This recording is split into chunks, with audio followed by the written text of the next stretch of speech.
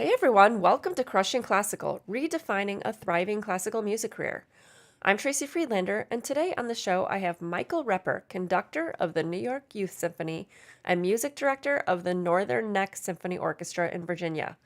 Mike has had an unusual story as he got a really early jump on his conducting career, deciding with certainty that he wanted to be a conductor by age 9. He had a very unique education that he shares with us on the show through mentorship. Mike has an interesting point of view on the value of mentorship and how you can use it in your own education as well as helping to educate others as a mentor. He takes this concept into his own youth programs as well as other philosophies about mentorship, new music, equality in music, and giving back that everyone should consider for their own programs.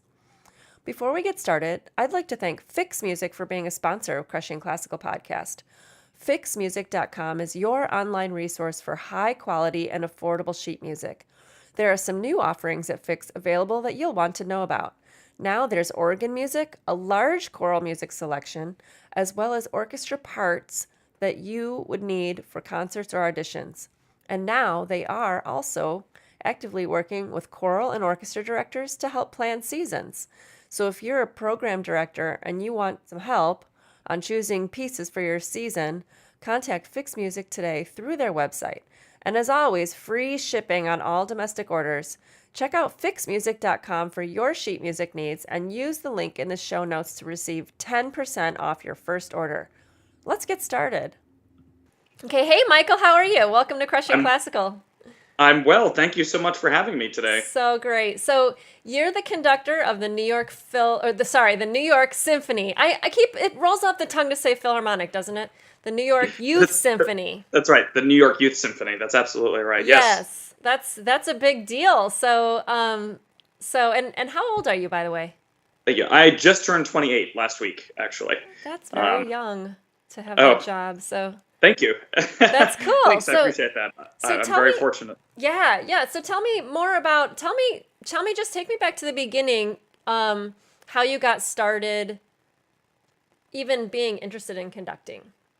Sure. Well, I started piano when I was very, very young. I was four, just about to turn five, I think. So started from a very young age, and I used to go to these summer music institutes for Suzuki piano students in Snowmass, Colorado, when I was 7 years old, 8 years old, 9 years old. And when I was about that age, I had a teacher every summer who would come all the way from Melbourne, Australia, and to teach at this institute. And she was getting to be a bit older and decided that it was going to be too much for her to continue coming back to Colorado every summer, all the way from Melbourne. And so instead she said, "Hey, Mike, why don't you come live with me instead, and you can have your summer vacation essentially in Melbourne, Australia, and study piano with me."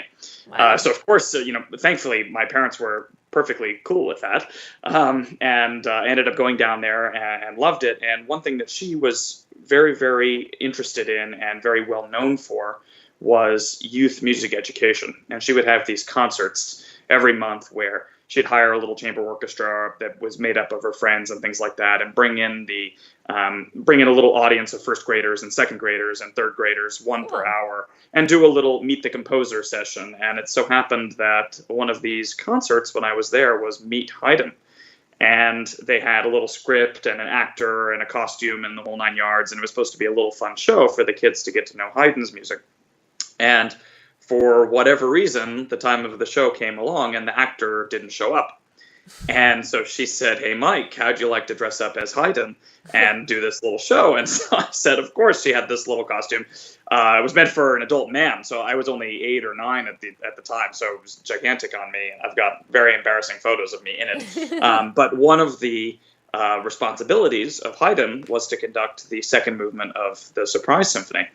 And I had only been playing the piano to that point. I hadn't yet picked up the violin. I hadn't had really any experience in an orchestra. I certainly didn't know the Surprise Symphony.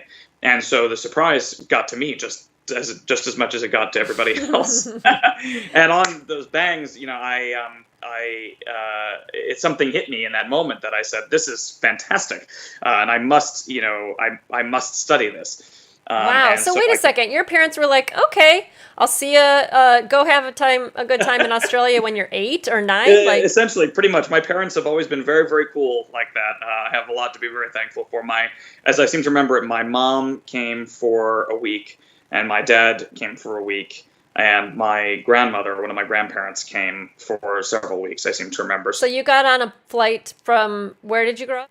LA, the LA area. I grew up in Orange County, so Okay, so that's like a I got little on a plane closer. from LA, went to Australia.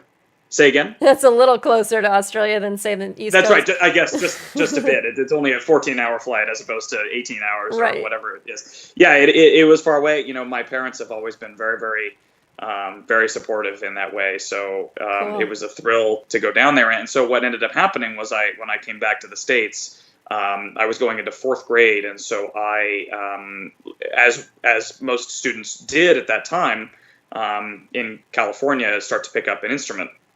A string instrument of some kind, and so I picked the violin. And as it happened, my violin teacher is also a conductor, and so I asked him if we could dedicate a little bit of time each lesson to conducting, as well as the violin, and of course he said yes. And so, 15 years later, here we are. Wow. Okay, so you skipped a little bit there, but we'll get Yeah, into that that's right. too. So wow, you got such an early start. That's incredible. And so I know in our previous conversation, you told me that you went to a like an arts high school type of place. Yes, Yeah. that's absolutely right. There's a phenomenal arts school in Orange County. It's called the Orange County School of the Arts. When I was there, it was just the Orange County High School of the Arts. They've since massively expanded.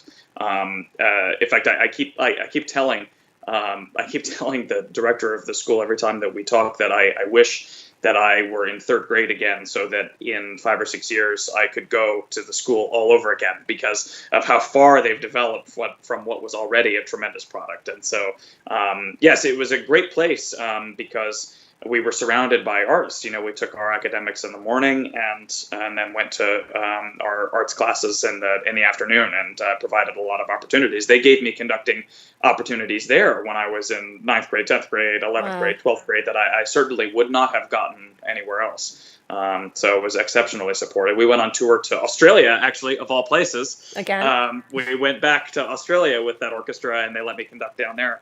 So that was a good sort of full circle moment. Wow. So by the time you're in high school, you're pretty solidly on a path to go be a conductor, I which is knew that that's unusual. what I wanted to do. That's right. Okay. And Awesome. that's as you alluded to at the beginning. That's kind of unique, or not. I wouldn't say unique, but rare, because for whatever reason, people don't sort of discover the love for conducting. So I consider myself to be very fortunate that the stars aligned in such a way that, if that actor had not shown up that day in Australia, Yeah. maybe conducting would still be my thing, but I may not have discovered it for another 20 years. So Right. I was very, very lucky, very lucky. Yeah, that's just kind of a crazy coincidence. So what was your high school experience like? Like, I know there's some you told me previously about some kind of more unusual coincidence kind of things that happened while you were there. So I want to hear Right. I want you to Yeah, share I that think story. absolutely. Well, I think the moral of my life, as you just said, is that I have to be very, very thankful for the stars aligning in such a way. And there is a great story about in high school. I was in 8th grade, and the Orange County High School of the Arts went down to 7th grade. So I was in the 8th grade, and our school was approached by a producer from HBO, whose name is Leslie Stifelman. And she was making a pilot. She was making a show that she was going to pitch to HBO called Finding the Groove. And the idea behind the show was they would get 4 or 5 students together, roughly, our age. So I was 12-ish, 13. And pair them up with a composer, and our composer was Steve Mackey, the bass player and phenomenal composer that we all know from today. Give them 2 weeks to write a piece together, get to know each other, musical exploration together and write a little piece together. And then at the end of the 2 weeks, we'd perform the piece of music, and the whole thing would be truncated and edited down into an episode. That was sort of the idea behind why we were chosen at the Orange County High School of the Arts, along with many different students from several different locations throughout the country. So it was a series, and you were one of the episodes. We were the guinea pigs. We were the pilot kids, to sort of see how it goes or how it went. At the end of our 2 weeks of filming, Leslie Stifelman came up to me and she said, "My best friend in the whole world, Marin Alsop, is conducting Bernstein's Mass at the Hollywood Bowl in 2 weeks, and I've told her all about you, and you have to go and meet her." And of course, I should preface this by saying that I think the reason that I was chosen for this show was because I was the weirdo 12-year-old who was interested in conducting. I think that was my shtick. So Leslie knew all about the conducting aspect of it, and she was best friends with Marin Alsop. And so Marin, of course, being, who she is, was extraordinarily welcoming. And so I, of course, went with my mom up to the Hollywood Bowl to watch her rehearsal of Bernstein's Mass. And she invited me backstage after the show. We got to talking, and that was the start of a great relationship, because Marin that evening told me, "You're too young to participate, but, just so you know, I have this conducting festival or workshop in Santa Cruz, California, every summer, part of the Cabrillo Festival of Contemporary Music. And, if you want, you can come be an auditor. You're too young to participate, but you'd be more than happy to have you there and so wait, so you went to the concert, and then in the midst of all the people that were at the Hollywood Bowl, you waved yourself all the way to the front and make yourself to the backstage door. Actually, what's funny about that is that the security guard would not let me backstage. The Hollywood Bowl has a very strict the strictest, I think, of all the venues. Right, as far you don't as just waltz backstage at the Hollywood Bowl. True. So what's funny about it is, though I think that Marin had arranged for me to be on the list, because she had heard through Leslie, they wouldn't believe that this 12-year-old kid was this Mike Repper, who was going in to see Marin Alsop. It was not believable. So my mom and I actually almost gave up, because it was 30 minutes or 40 minutes after the show, and Marin probably left or whatever else. Yeah. And so all of a sudden, Marin came out the door and looked at me, and she said, "Are you Mike Repper?" And the security guard was extraordinarily embarrassed, of course. But then we went backstage. So by that time, it was just Marin and me and my mom and maybe a couple of other people. So we got to talking, and yeah, as I said, she invited me to go up to Santa Cruz, and so I did.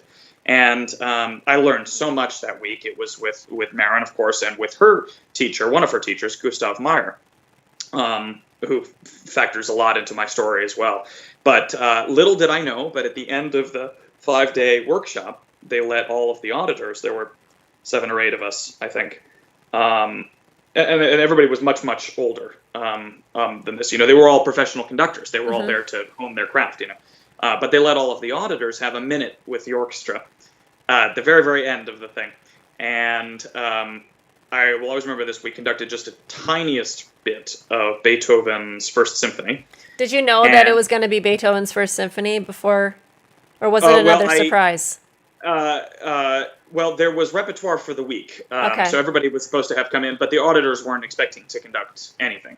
Okay. So I had been actually studying Beethoven's First Symphony with my conducting teacher at the time, my violin teacher, as I said, because Beethoven's First is a very popular study piece for young conductors. Okay. But no, I mean, we didn't really know what was going to happen. I think they announced it the day of, or maybe the night before, or something like that. But she came up to me right afterwards, and she looked me right in the eye, and she says, "I want you to study with me." Wait, so how old are you at this point?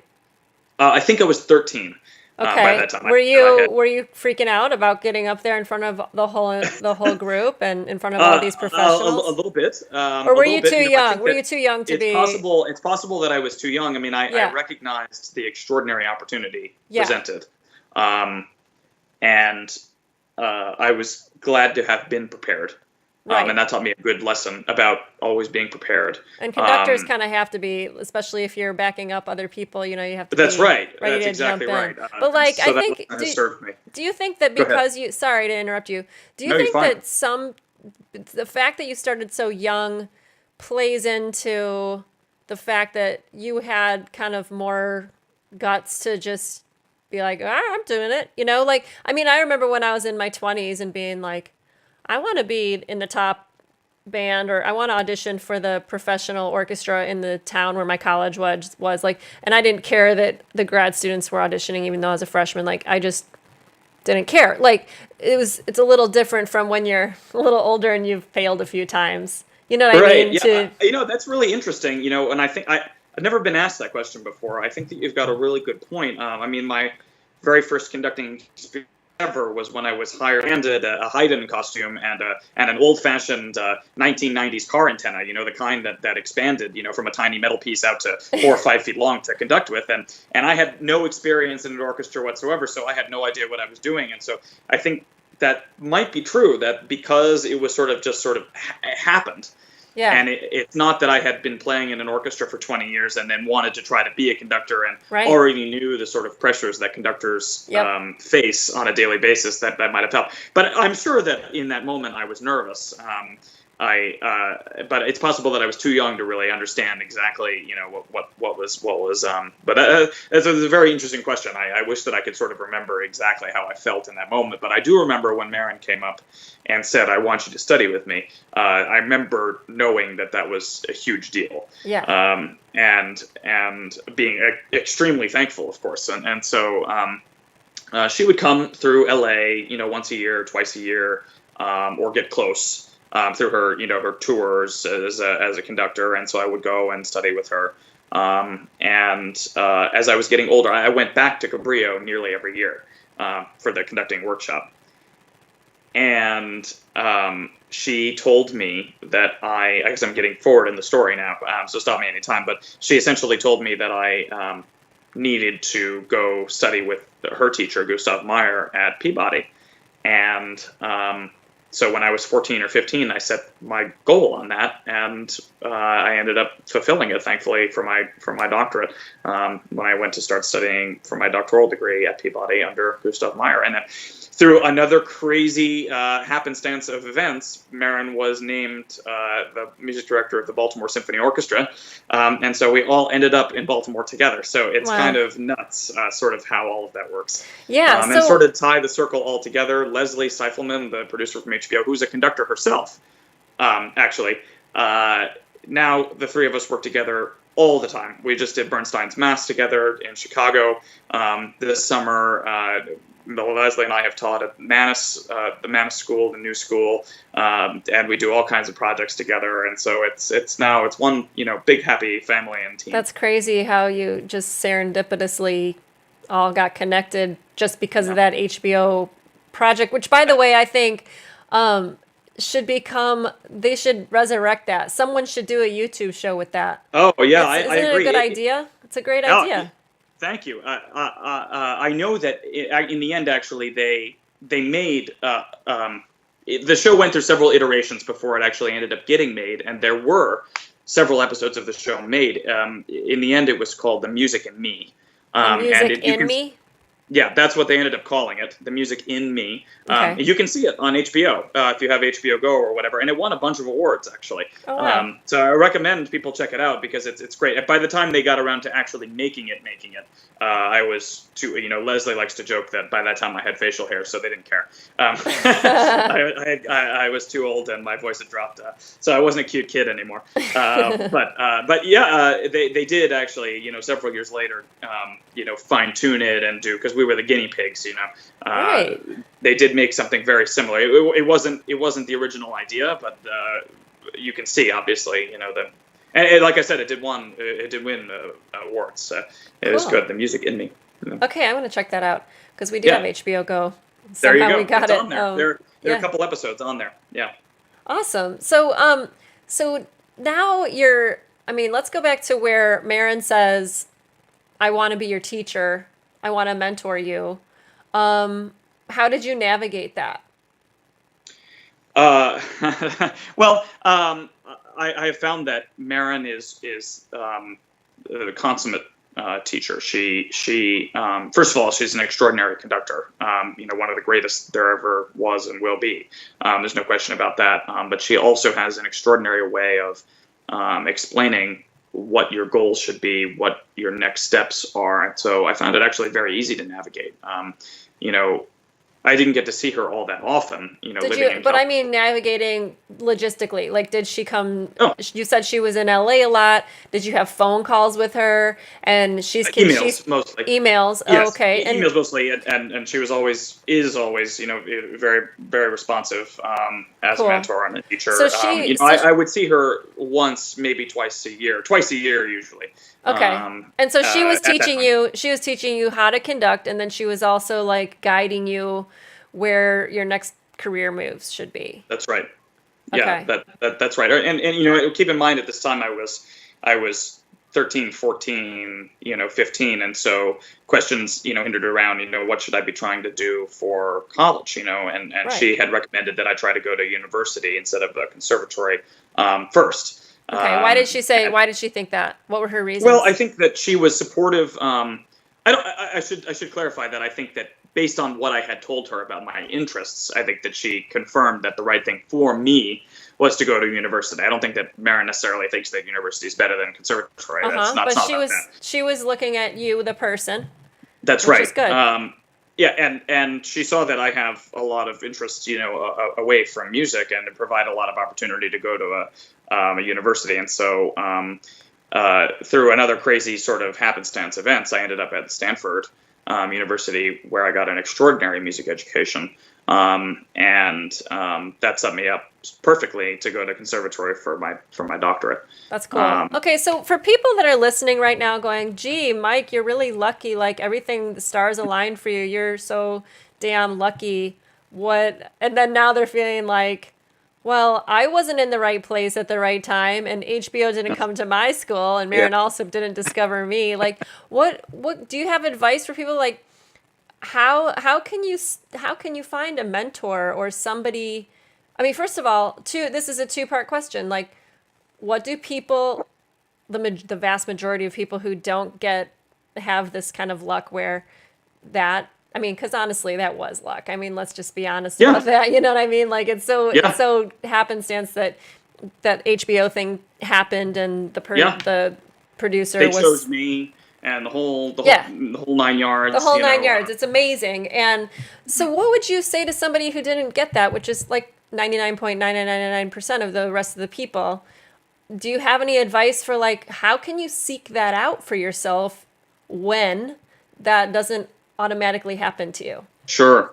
Yeah. Well, the first thing that I would say is that I think that everybody, should get out of their mindsets that success in music is necessarily tied to fame and power, and that necessarily the best conductors are conducting the greatest orchestras, or that, or to phrase it sort of a different way, that just because you may not be conducting the Berlin Philharmonic, that doesn't necessarily mean that you're not an extraordinary musician or an extraordinary conductor. And lack of luck in the traditional sense of how you just described it is not a limiting factor to Okay. enjoyment in music and your fulfillment and what you can give back to your community through music and things like that. So that's the first thing, is that if anybody is sort of judging their success in music based on who they know or how far they've gotten in their career as far as fame or as far as special performances or things like that, then I think that that's not an outlook on music that I necessarily agree with. Okay. But to answer your question, as a conductor, there are many avenues in which to attempt to secure a mentorship. I think that there are many conductors out there that are willing to be mentors, and I think that Gustav Meyer, my teacher, used to always tell stories about Leonard Bernstein. And how he would end up with people whom he would mentor. He told a story about how, I'm forgetting the name of the conductor, but there is a famous conductor today who didn't know anybody, et cetera, but had somehow found a way through some weird connection, maybe a board member or some other thing, or maybe he just snuck in to sit in the back of the hall of the New York Philharmonic every time Leonard Bernstein was rehearsing, and he never came up to introduce himself, never whatever, but he was just always there. And Bernstein noticed that there was somebody in the back, and finally asked, "Who was that guy in the back?" You know what I mean? Yeah. And then that became a relationship. And I'm sorry that there's not more details that I can give to that story, but I mean that's just like a simple way that I think that conductors, if you show that you're interested, and you show that you're interested in learning, not necessarily in, I think that had I come to Marin and said, "I want you to introduce me to this person," or "I want you to help me make a career," that's never a conversation that I've necessarily had. It's never been the goal. The goal has always been to learn. And I think that if you try to find people through workshops or go to school, go back to a conservatory if you can. Certainly there are workshops available. There are conferences. There are ways. The League of American Orchestras has mentorship programs. Or, I have to point out that although this isn't a very popular thing yet, and to my dismay, there's social media, and social media. So many conductors, yes. While a lot of conductors don't yet have their presence online, a lot of them do, and reaching out through just a direct social media message could possibly connect you with somebody. I mean, especially... Yeah, I mean... Yeah, I'm sorry, I was just going to say, Wayne Gretzky said you miss 100% of the shots you don't take, So it's what you just said. So the worst they can do is say no. Reaching out, just reaching out and asking, like, "Hey, I really admire your career. Is there any way you can mentor me, give me some ideas on my next directions? Here's where I am, and here's where I'd like to get." And every conductor should have an elevator pitch of some kind. They should have a short video of their conducting that they can show people on a moment's notice. And I think that as long as, I think that there are many conductors out there that are willing to be mentors, because they all know they were all in this place of running up against a brick wall. Difficult to get ahead, difficult to make the next step, and it's tough. But then I think it all comes back to not everybody will get to conduct in Vienna or in London or in New York. So I think that there are so many great conductors who never will, and so you might be one of them. It's just like anyone in an orchestra, anyone who plays an instrument, right? Like not everyone's going to be the principal of a top 5 necessarily, right. And but it doesn't mean that. Right. Yeah, it's unfortunate, but it means that it doesn't necessarily mean that you're not extraordinary. And so I think that it's all about how can you make your career the best for you. And that's been my outlook, and when you add, I think, that outlook to the extraordinary luck that I've had relative success at my age, and that I'm very thankful for. So you definitely have a point of view that apprenticeships are valuable, like, because that's what your experience was, and you told me that also Marin herself has mentors, and we talked about that briefly, and then you said that she told you that her mentors are not necessarily musicians. Musicians, yeah, that's right. One of her strongest mentors is a gentleman named Tomio Taki, and he was a businessman, if my understanding is correct, and took an interest in her career and her development as a conductor, and helped her start her orchestra, the Concordia Orchestra here in New York, that started her career essentially. So I learned a lot from that, because you should always have people not in the music field, even if it's your parents, who it is for me, your parents or your friends or a significant other, or an old boss or somebody outside the music field whom you can talk to, who will have a unique sort of influence. I think that that's very, very important to have mentors, both in the music world and outside. Yeah, I could see that, because it's a small world, music world, and so she was able to see something else outside of that through having a mentor that wasn't in it. That's right. I mean, one of the things that Marin, I think, has done is she's really paid forward the kindness and generosity and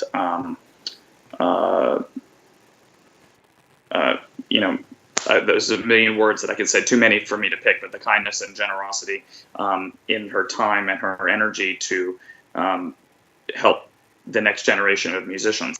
Yeah, yeah. So that's my. By the way, I'm sorry. That's my iPad telling me that my battery's running low. So let me just plug in. Okay.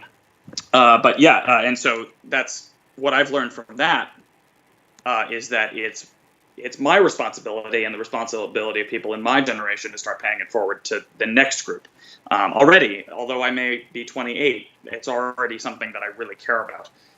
Yeah. So tell me how you what you do about it, because I know you do some stuff, and let's hear about your.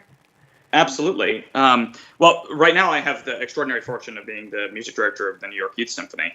And it's an unbelievable orchestra here in New York. It's an absolutely elite group of young musicians. And we perform 3 times each year at Carnegie Hall. We're looking forward to a big international tour this year. And we perform several other places in New York each year. And so that provides a phenomenally convenient and very easy way to mentor young musicians, both in the orchestra and without. We also have a great conducting class. I've got a class of now 13 young conductors, as young as 13 years old, actually, how old I was when I started. Excellent. Who are very interested in the craft. And so that's very easy.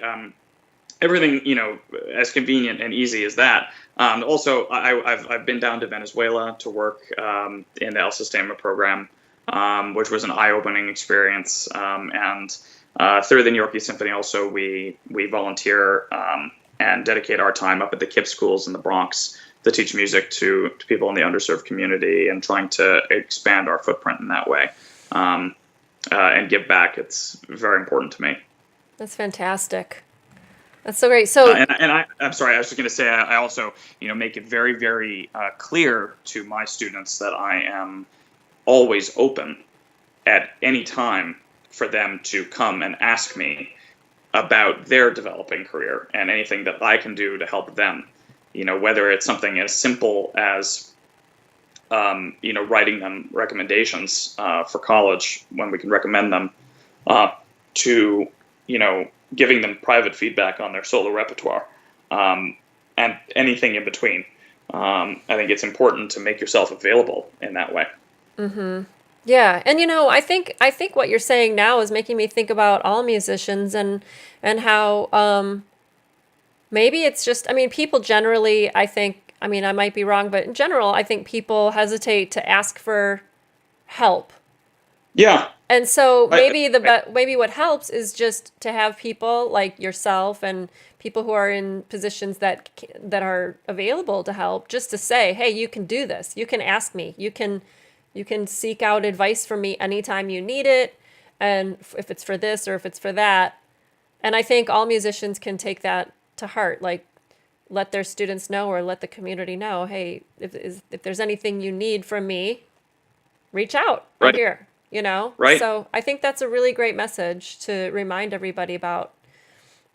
Thank you.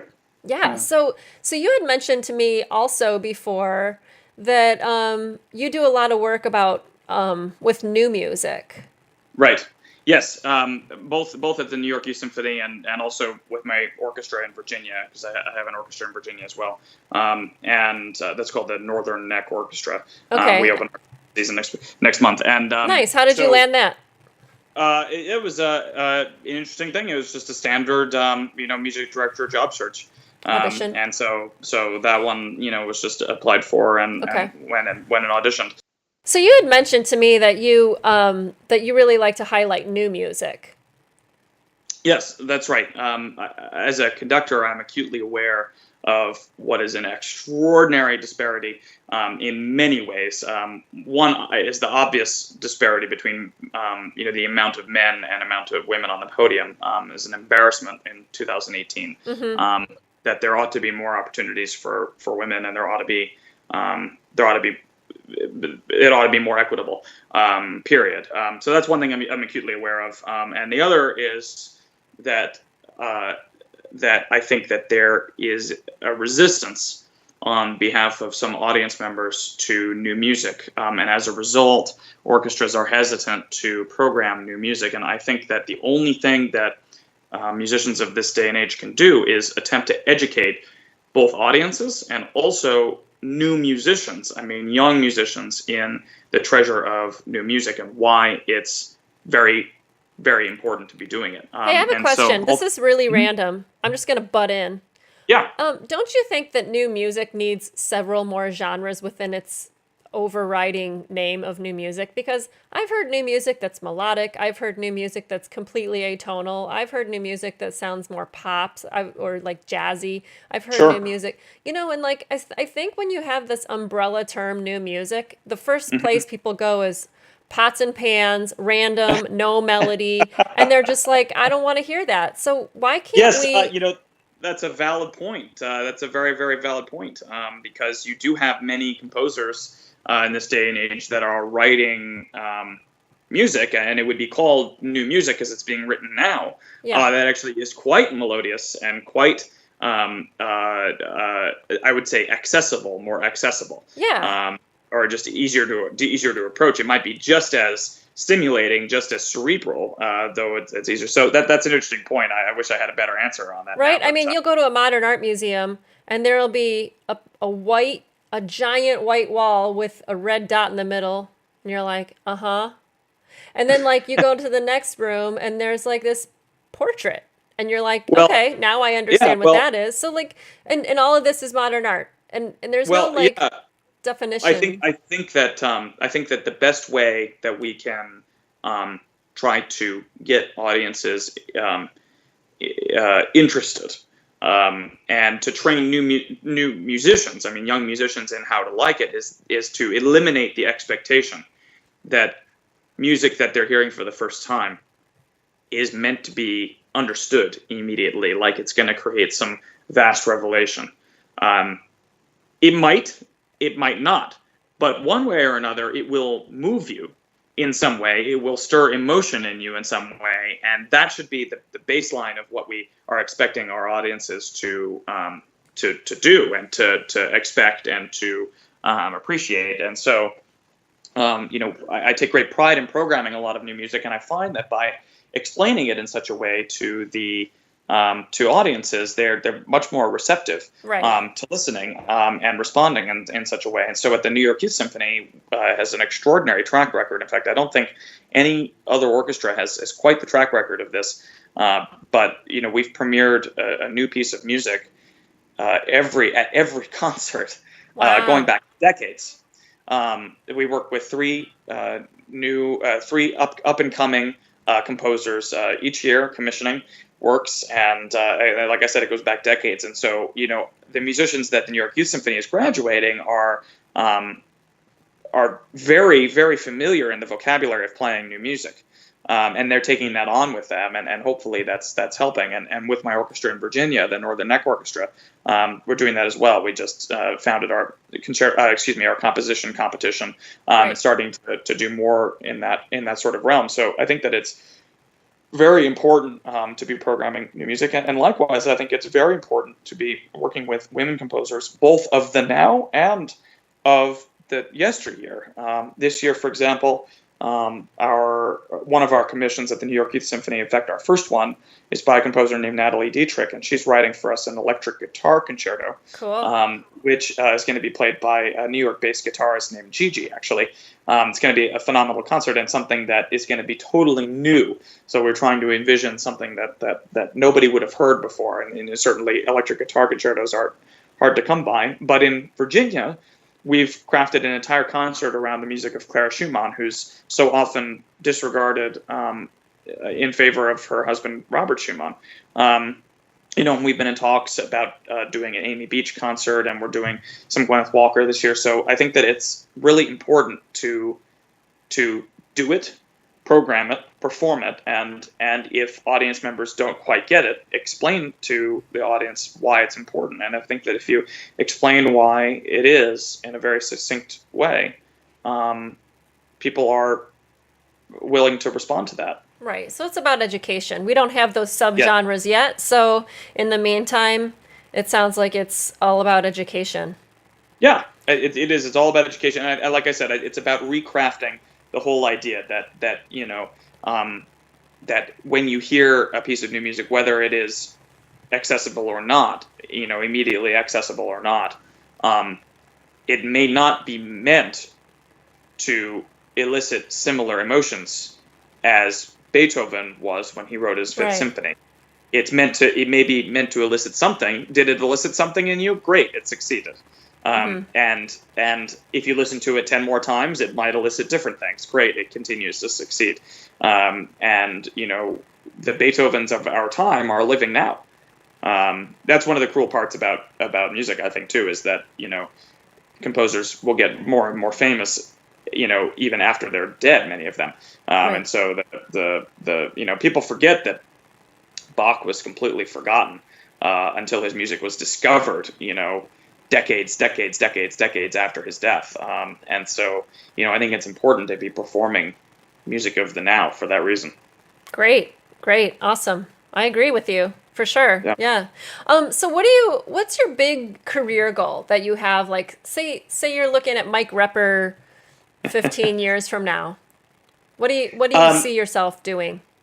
Yeah, it's a really great question. I have dreams of being a music director, a big music director of a large symphony, or being able to travel and conduct and meet audiences from over the world, and meet people from all over the world, and orchestras, and figure out what they like, and bring them the music that they like to hear, and what's important to their communities. And the flip side of that is that, like we were talking about at the beginning of this podcast, there's a limited control that you necessarily have over fulfilling those dreams, even if you're always constantly prepared and constantly active and trying to further them.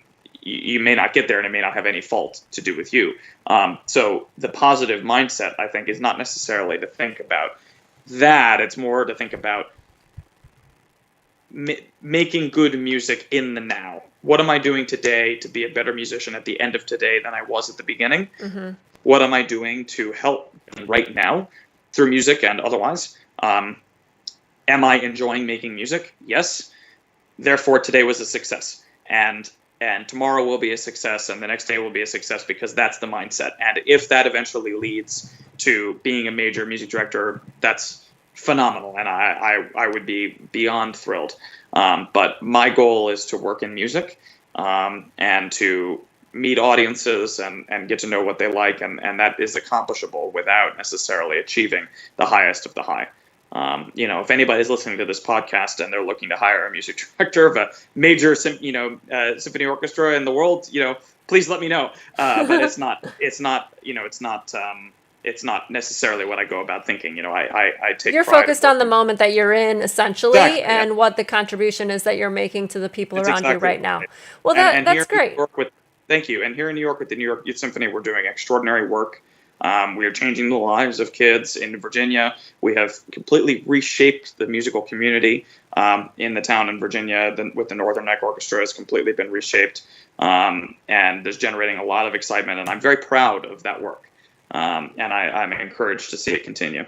That's great. Making an impact where you are right now, which always impacts the future. So I think it's fabulous. Well, thanks. I appreciate that. Thank you.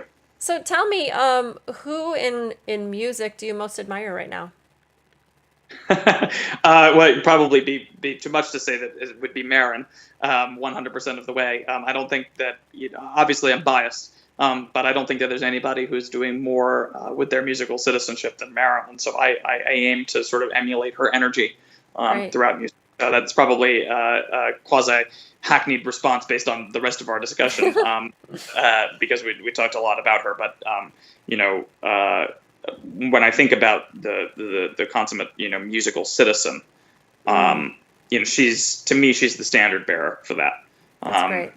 And so while this isn't a copycat kind of game, you have to be your own musician. I admire so much about what she does throughout the world to make the world a better place. And I don't have a lot of money. I can't donate to a lot of things. I can't. There's not a lot of things that I could do in the traditional sense, but I can make the world better through my music, and so that's what I want to do. Great. What do you have coming up that you'd like to promote? Yes, absolutely. Like I said, we've got a tremendous season coming up with the New York Youth Symphony. Our first season opening concert is on Saturday, December 2nd at 2 p.m. at Carnegie Hall.